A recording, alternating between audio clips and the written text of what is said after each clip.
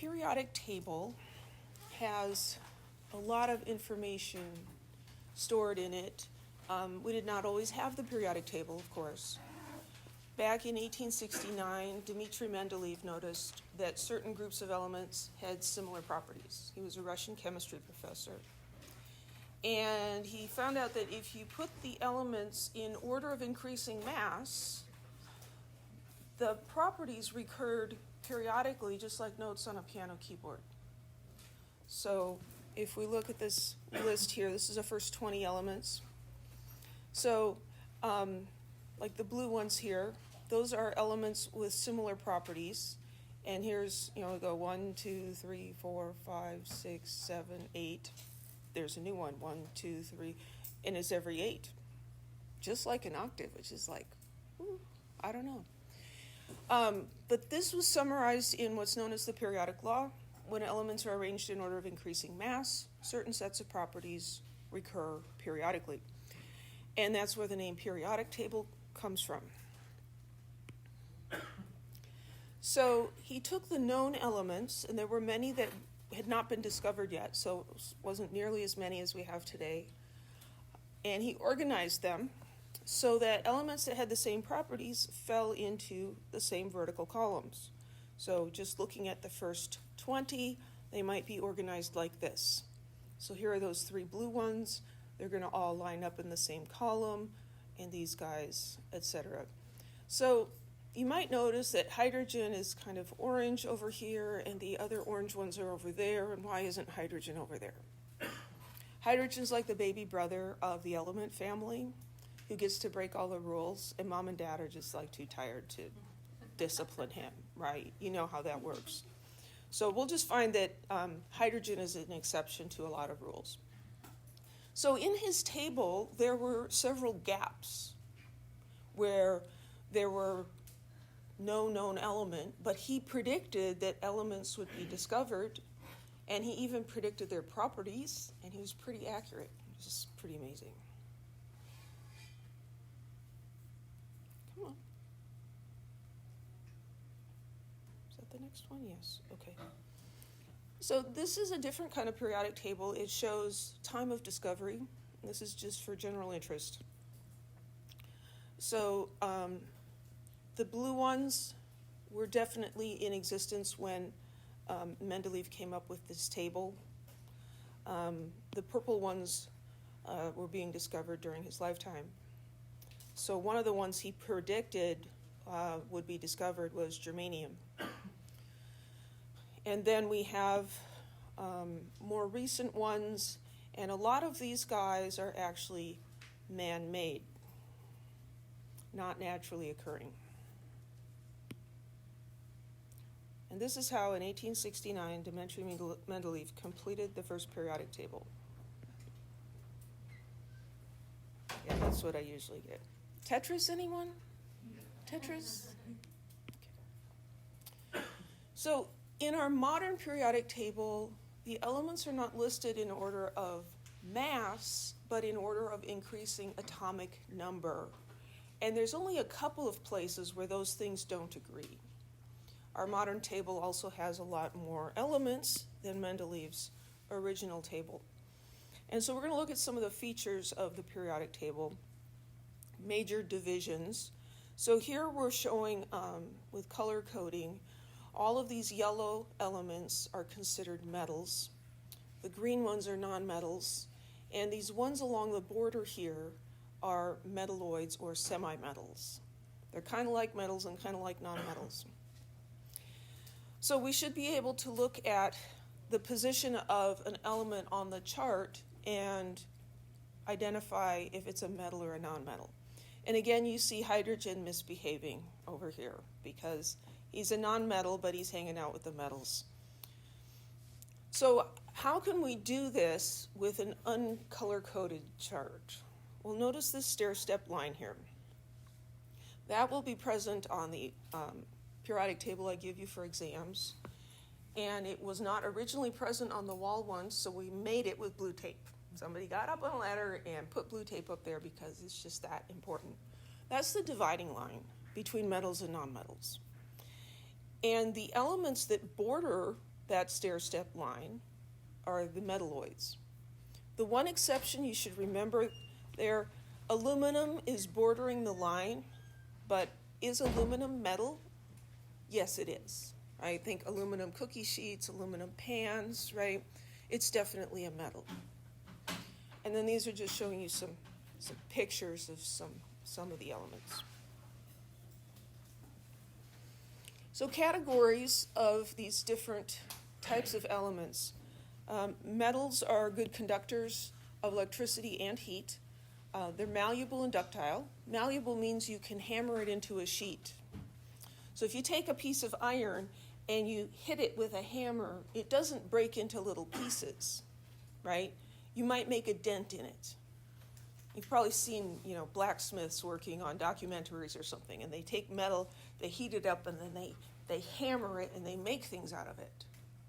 That's a characteristic of metals, that you can do that. They're malleable. Ductile means you can pull the metal into a wire. Have you ever thought about how they make wires? Yeah. Well, they make them out of metal, yes, because they're good conductors, right? And that's the purpose of a wire, is to conduct electricity. There's a lot of things that we just use all the time. It's like, well, exactly how do they do that? How do they make the long thing? They actually heat it and pull it. And I'm sure you can find a video online that demonstrates that. Metals are often shiny. And the most important one for chemistry is that they tend to lose electrons when they undergo chemical changes. If you lose an electron, what kind of an anion do you become? What kind of an ion do you become? Cation. I didn't mean to trick you there. Cations are positive, right? Positive. You lose an electron, it becomes a positive ion. So nonmetals, you can look at these characteristics, and they are like the opposite of metals. These are the not metals, right? Poor conductors of electricity and heat, not ductile, not malleable, and instead of losing electrons, they gain electrons. When you gain electrons, then you become an anion. Metalloids, or semi-metals, have mixed properties. They are between metals and nonmetals. Some of them are classified as semiconductors. Can anybody name a semiconductor? Silicon, right? Silicon Valley is named for the large deposits of silicon in the area, and that's why the computer industry kind of grew up there, because silicon was easy to find there.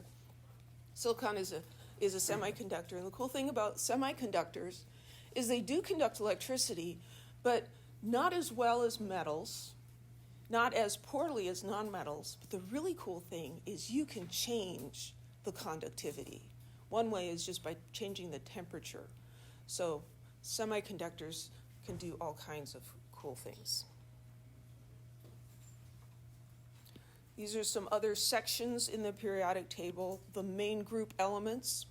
So those are in yellow, and that's the two columns that kind of stick up over here, and these columns that stick up over there. Those are the main group elements. And these are considered the transition elements. They're like a transition from this side to that side. We also have some numbers here. The rows in the periodic table are called periods. I don't know why, but they are. And those are just numbered 1 through 7. And then the groups are the vertical columns. There's two different sets of numbers for the group numbers. Some places, most of the world actually, they just number it 1 through 18. The current U.S. usage is with these letters after it, 1A, 2A, 3A, 4A, 5A, 6A, 7A, 8A. We're not going to deal with the group numbers of the transition metal elements at all in this class. So any periodic table I give you for an exam will have both of these sets of numbers. And this one has those as well. We had to add one of them with stickers, but it's up there. So like if we're looking at group 4A, it's group 14. So really the only difference between these is when you get over to the right side, This one has a 1 on it, and that one has an A on it, but they're basically the same thing. Elements and groups, periods. So there are some groups that have names. Groups are also like families, and so you could think of this as a family name. So the noble gases, those are group 8A. So that's the group at the far right side. Another feature of this periodic table on the wall is you'll notice the element symbols are in different colors. Those colors represent the physical state of that element at room temperature. So the noble gases, the far right column, those are all red because they are gases at room temperature. And you'll see that chlorine, fluorine, oxygen, and nitrogen are also gases. The black ones are all solids. The blue ones, there's only 2, mercury and bromine, are liquids at room temperature. Very unusual. And then all the white ones are extremely unstable. Yes? What is room temperature? What is room temperature? That's a good question. Usually it'll be like 20, 25 degrees Celsius. So like 70s in Fahrenheit. So that's on the far right. On the far left, group 1A, those are called the alkali metals. Now, hydrogen is hanging over there and shows up in group 1A, but is hydrogen a metal? No, it's not. So again, it's just kind of misbehaving over there.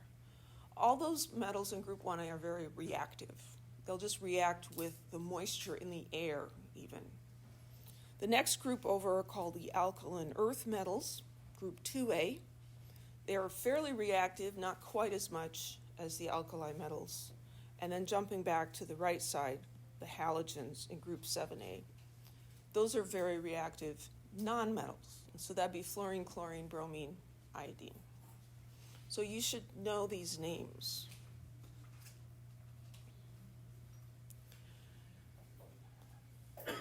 So we know that metals tend to lose electrons and form cations. Some of them do this in a predictable way, and others are not predictable. Main group elements tend to lose electrons to form a cation with the same number of electrons as the nearest noble gas. Same number of electrons as the nearest noble gas. So what that means is that they're going to form cations with a predictable charge. The charge is equal to the group number. This is a certain category of metals. There's a bunch of others that don't follow this rule, but these are the nice ones. So let's look at a periodic table real quick here. So these are main group metals, and these are main group metals, right? So sodium has 11 electrons, and these tend to lose electrons, so they have the same number of electrons as the nearest noble gas. Well, the nearest noble gas is neon, which has 10 electrons. So if a sodium atom loses 1 electron, then it has the same number of electrons as neon. So I think of the noble gases as being like the cool kids, the in-group in high school, right? Who you are is your atomic number, your number of protons in the nucleus, but the electrons are on the outside and is more like what you look like to other people, right? So you can dye your hair, cut your hair, get extensions, you can wear different clothing, you could dress up like a gorilla, you can make yourself look like something else, right? Does it change who you are on the inside? No, it doesn't. So sodium is not part of that in-group, but he can dress like them, right? So he will lose an electron so that he has the same appearance electron-wise as neon does. We'll get into a more scientific explanation of this later. So all of these guys are 1 electron away from group 8A. So all of these will lose 1 electron, they'll all form +1 ions. Magnesium has 12 electrons. Also wants to look like neon. That's the closest one. The next one would be argon, and to get over there, he'd have to gain 6 electrons. Losing 2 is easier, right? Less changing. So magnesium will form a +2 ion. All of these guys are going to form +2 ions. And then over here we have aluminum. Well, aluminum's a metal, and it's in group 3A. Aluminum forms a +3 ion. Aluminum has 13 electrons. It can lose 3 to have the appearance of neon. It doesn't change into neon, but it has the same number of electrons. And the reason they do that is because the number of electrons that the noble gases have are unusually stable. It's a lower energy state. And so everything tends towards lower energy. Like, you think about water. Water's going to flow to the lowest part of the bathtub or the valley or whatever it is. It's going to go to the lowest.